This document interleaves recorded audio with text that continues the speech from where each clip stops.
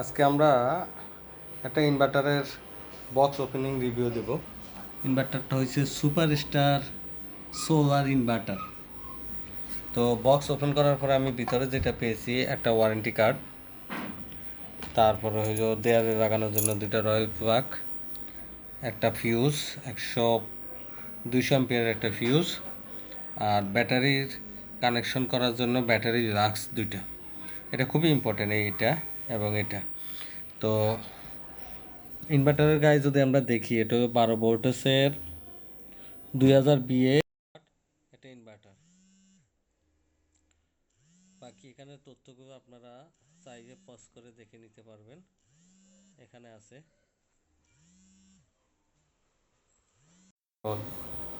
এই ইনভার্টারে আজকে ফার্স্ট আমি জীবনে প্রথম সুপারস্টার অন করলাম, ফার্স্ট রিভিউ। এখানে কিছু সমস্যা আছে। সমস্যা হলো, দেখেন এখানে এই যে এখানে যে ডিসি মানে এসি ইন আউট লাগানোর যে স্ক্রুটা, এটা ভালো হয় নাই, মানে খুবই চিকন, তবে চিকন মানের। এখানে আপনার টেস্টারও ঢুকবে না, টেস্টারের চেয়েও চিকন কিছু লাগাইতে হবে। এটা তারা থিঙ্কিং করে নাই, কেন করে নাই এটাও পরে বলতেছি মূল কারণটা। তারপরে দুটো কুলিং ফ্যান আছে ভিতরে, মোটামুটি হালকা পাতলা যা দেখা যায়। এখানে ডিসি যে কানেক্টর, ব্যাটারি কানেক্টর, এটাই সবচেয়ে বড় প্রবলেম, এটা এবং সোলার কানেক্টর। দেখেন এখানে যে কানেক্টরটা দিছে, আপনি যদি এটা দিয়ে না লাগান তাইলে ওখানে আসলে কানেক্টরটা সঠিকভাবে লাগবে না বা লাগাইতে পারবেন না, কষ্ট হবে। আমি মোটামুটি আধা ঘন্টা ধরে রিসার্চ করে তারপর কানেকশনটা লাগাইছি। কেন রিসার্চ? যে যদি আমার প্লাস মাইনাস শর্ট হয়ে যায়, ক্যাপাসিটারে পাওয়ার চার্জ হয়ে থাকে, লাগাইবার পরে কন্ট্যাক্ট না হইলেও এখানে অ্যালার্ম দেয় কন্ট্যাক্টের। তো এছাড়াও আরও কিছু সমস্যা আছে, আমি আরও কিছু সমস্যা বলতেছি। দেখেন সুপারস্টার, যদিও এটা সুপারস্টার ব্র্যান্ডিং করতেছে, আসলে এটা সুপারস্টারের ইনভার্টার না। তারা একটা চায়না থেকে একটা ইনভার্টার কিনে নিয়ে আসে, ওটাতে জাস্ট তাদের সুপারস্টারের একটা স্টিকার লাগাইছে, তাও এই যে একটা প্লাস্টিকের স্টিকার লাগাইয়া বিক্রি করতেছে। প্লাস্টিকের স্টিকার আপনি যে কোনো এই ইনভার্টারটা কিনে আনে, আমি যে কোনো কোম্পানি, যে কোনো লোক তার নাম XYZ লাগাই দিলেই তার কোম্পানি ব্র্যান্ডিং হয়ে যাচ্ছে। তবে মজার বিষয় হলো, যেহেতু আমি বিভিন্ন ইনভার্টার নিয়ে কাজ করি, অনেক ইনভার্টার, এটার ভিতরে যে এই যে সেট আপটা, এটা একটা ভালো ব্র্যান্ডের ইনভার্টারের সাথে মোটামুটি মিলে সেট আপটা। সেটা হলো অষ্টা কোম্পানির সাথে আমি দেখলাম যেটা। আর বাকি এখানে এই যে অন অফ ব্রেকার আছে, এটা একটা খুব ভালো দিক। ভিতরে একটা ফিউজ আছে, ওই যে এক্সট্রা যে ফিউজটা দিছে, এক্সট্রা ফিউজটা, এটা ওখানে যদি পোলারাইজেশন ভুল করেন বা কানেক্ট যদি প্লাস মাইনাস এক হয়ে যায়, তাহলে ওই ফিউজটা আগে বাস্ট হবে। এটা একটা সেফটি ফিউচার, এটা একটা ভালো দিক করছে। এখানে একটা দিছে এই ব্রেকার এসি ইনের, এটা একটা ভালো ফিউচার। তবে যেটা হলো, ওই সুপারস্টার কী করছে, একটা কোম্পানি ইনভার্টার কিনে নিয়ে আসছে বা তাদের সাথে চুক্তি করছে, তো তোমার ইনভার্টার দাও রেডি ইউজ, ওটার মধ্যে আইনা শুধু তাদের স্টিকারটা ব্যান্ডিং করে দিছে, বাস সুপারস্টার হয়ে গেছে। মজার একটা জিনিস। তো এমনি ওর সেটিং মেটিং বা বাকিগুলো দেখে একেবারেই খারাপ না, কিছু কিছু জায়গায় ভুল করছে, তারা জানে না, যেহেতু একটা কোম্পানির ইনভার্টার যায় কিনে নিয়ে আসে কোনো রিসার্চ ছাড়া, সেই জন্য এখানে ব্যাটারি কানেক্টরটা দুর্বল। এই কানেক্টরটা এরকম হওয়া উচিত ছিল না, উচিত ছিল এরকম নাট সিস্টেম, যেখানে তারা ফিউজটা লাগাইছে, জুম করে দেখতে পারবেন, এখানে তারা ফিউজ দিছে। ব্যাটারি কানেক্টরগুলো হওয়া উচিত ছিল এরকম নাটের মধ্যে, কিন্তু তারা এখানে ফিউজ দিছে আর কানেক্টরটা দিছে এখানে, যেটা একদম অপছন্দ আমার। এখানে লাগাইতে গেলে আপনাদের গাম বাইরে যাবে, কানেক্টর সঠিক হইল না হইল না। তারপর তারা এটার হেল্পের জন্য আপনাকে এই দুইটা লাক্স দিছে, যেন আপনার হেল্প কম হয়, কষ্ট কম হয়। আর এখানে কোয়ালিটি মোটামুটি ভালো, খারাপ হয় না। এখন দেখা যাক কতদিন টিকে। ভিতরে কন্ট্রোল কার্ডটা দেখতেছি আমি, হালকা ঠুমকা। তারপরে ক্যাপাসিটার অবশ্য 2000 ওয়াট হিসাবে ঠিক আছে। ভিতরে ফ্যারাইট কোডটা একটু বড় আছে। হিটসিং সিকন, এখানে দুইটা সাইড, এই সাইড হইল IGBT সাইড, এটা সিকন, এই সাইড হইল ব্যাটারি মসফেট সাইড, এটা একটু মোটা সোটা দেখতেছি। তো কোয়ালিটি প্রায় অষ্টার কাছাকাছি, আমি অষ্টা যেটা দেখছি। এখানেও কুলিং ফ্যান দুইটা, তবে একেবারে অষ্টার মতো না, উনি 8টার কাছাকাছি একটু ফলো করছে, চেষ্টা করছে ভালো করতে।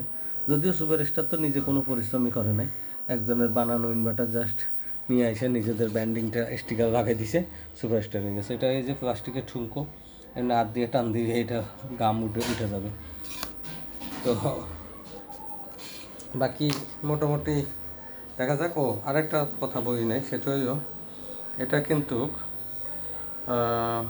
2.something করে নো লোড টানে। নো লোড মিনস হইল সিস্টেম লস।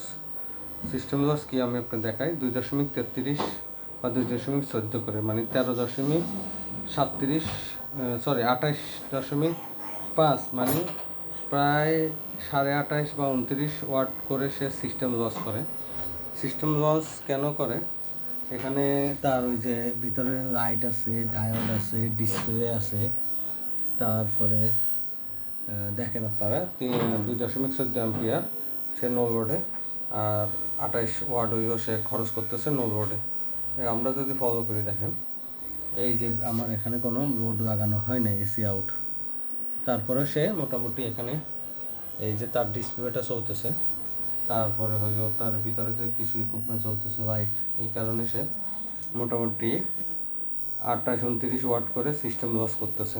তো এটা খারাপ না, ভালোই, এটা তো করবে। এখন আমরা যদি ওর এসি কারেন্ট অন করি, আমি যেটা করছি যে এটা একটা ভালো দিক, সে একটা নির্দিষ্ট সময় পরে, সব ইনভার্টারই 30 থেকে 1 মিনিট সময় পরে চার্জিং অন করে। দেখেন আমি অন করছি, মোটামুটি আমি কাউন্ট ডাউন করি কত সেকেন্ড পরে সে ধরবে, চার্জিং ধরবে। মোটামুটি 15, 16, 17, 18, 19, 20, 21, 22, 24, 25, 26, 27, 28, 29, 30, মোটামুটি 1 মিনিট পরে চার্জিং ধরবে, যেটা বুঝতেছি 1 মিনিট বা এর বেশি সময় পরে চার্জিং ধরে। এটা একটা ভালো দিক, সেফটি ফিউচার। একটা নির্দিষ্ট সময় পরে ঠাস করে অটোগানের ডাইরেক্ট হয় না, তারপরে কানেক্ট হওয়ার পরে ডাইরেক্ট ফুল ভোল্টেজে চার্জিং শুরু হবে না, একটু সফট রানিং করে করবে। এটাও খারাপ না, ভালো দিক। তো মোটামুটি আরেকজনের বানানো ইনভার্টার জাস্ট নিজেদের নামে বিক্রি করে দিই আর কি, সুপারস্টার। তো ভবিষ্যতে যদি কখনো আমার ভিডিওটা তারা দেখেন, এখনও কিন্তু চার্জিং শুরু হয় নাই, আমরা অনেকক্ষণ কথা বলতেছি, প্রায় 1-2 মিনিট পরে শুরু হবে। তো ভবিষ্যতে তারা তাদের কিছু ভুল ত্রুটিগুলো ঠিক করতে হবে। যেমন সোলার কানেকশন এই যে শুরু হয়েছে, দেখেন প্রায় 1.5 থেকে 2 মিনিট পরে চার্জিং শুরু হয়েছে। চার্জিংটা সফট রানিং শুরু করছে, আস্তে আস্তে করে বাড়াচ্ছে। কিন্তু সমস্যা হলো আমি 20 অ্যাম্পিয়ারে চার্জিং দিছি, দেখা যাক উঠবে মেবি 18-19, তা খারাপ না, ভালোই। 16-17 এর বেশি উঠবে না, যদি আমি 20 অ্যাম্পিয়ারে চার্জিং দিছি এসি থেকে। তো এটার যেটা দুর্বলতা সবচেয়ে বেশি মনে হয়েছে, সেগুলো আবারও বলি। দুর্বলতাগুলো সোলার কানেকশনটা দুর্বল, এটা ভালো না। ব্যাটারি কানেকশনটা যেটা একদমই অপছন্দ, একদমই। কারণ এখানে আপনি লোড দেবেন 1600 ওয়াট, কেবল হইতে হবে অনেক উন্নত মানের ভালো মোটা তার। যদিও আমি এখানে 10 RM কেবল লাগাইছি, আমি কোনো লোডই দিচ্ছি না।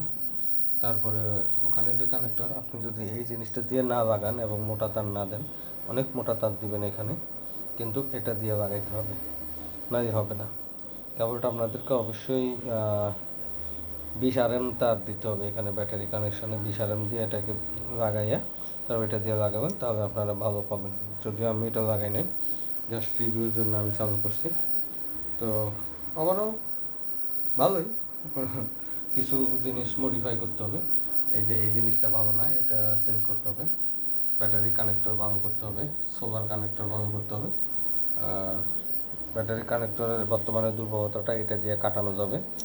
সোলারের কানেকশনটা সেম এরকম জিনিস দিয়ে মডিফাই করতে হবে, অথবা বাজারে এরকম ক্লিপ পাওয়া যায়, আমার কাছেও আছে, ওই ক্লিপগুলো দিয়ে তার লাগায় তারপরে কানেকশনগুলো দিতে হবে। তো ফার্স্ট রিভিউ আজকের মতো এখানে শেষ, আজকের মতো আর করবো না। ধন্যবাদ সবাইকে, আসসালামু আলাইকুম, ভালো থাকবেন।